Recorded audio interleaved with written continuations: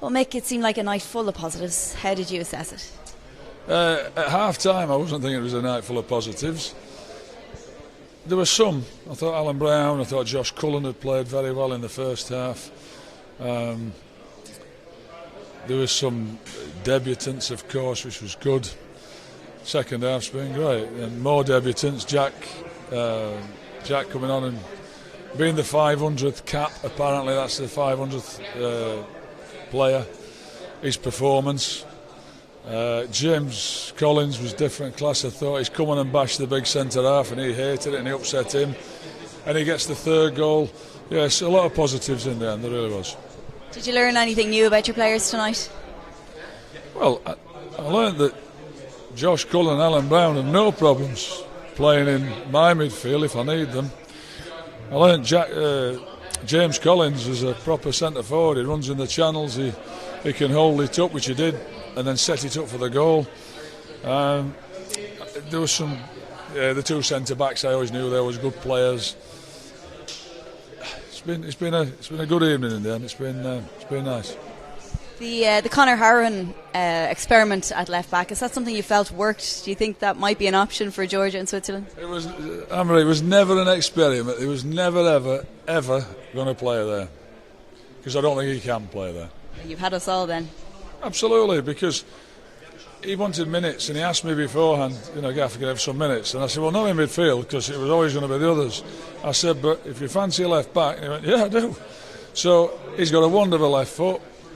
He's not a left back. And you know what, maybe that affected Ronan a bit, because it's you have that partnership up and down that side. And you could see when James McLean can play there, so can Greg Cunningham, so can Stephen Ward. And I keep saying it, Ward, if you see this, maybe if I call on you, you'll think kindly of me and you'll help me out, help us all out. He was never playing there. Goals tonight from a defender, a midfielder and an attacker, that must be something that really pleases you. Absolutely. We've not been scoring many, have we? So, and they were all first-time scorers, weren't they? Really good. Brownlee scored 12 goals last year, Alan, and Kevin Long was a great header from Jack's corner, great delivery. And I'm delighted for James Collins, I really am. At 28, to come and get in the squad and play like he did, brilliant. Is this game one that might be quickly forgotten, or is it one that you'll use, to keep driving that momentum and positivity towards the Georgia and Switzerland games? I don't know if it doesn't affect me greatly. The fact that we've beaten in a friendly Bulgaria, who were a very good team at keeping the ball, didn't have many chances. Ironically, their best chances were from corners. Of course it will. It's a friendly. Nobody's going to be looking back on this in terms of the result. But I think in terms of the performance of some of the players, then yes, we can. Hey, listen, I'm winning games. If I'm stood here and we've lost 3-1, you'd be asking me about it's killed the momentum. So let's enjoy the ride with the momentum that we've got and take it to Georgia. What was the most important thing tonight? Was it winning the game? Was it minutes under the belt? Or was it maybe having a look at a couple of players you didn't get a chance to so far? Well, I'm saying to the lads before, and it's probably the performance and how well we played. And I said the first half was a bit of a dirge, but the second half was much better.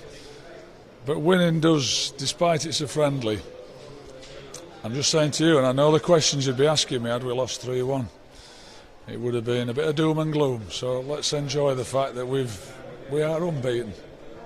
Thanks, Mick. Well done.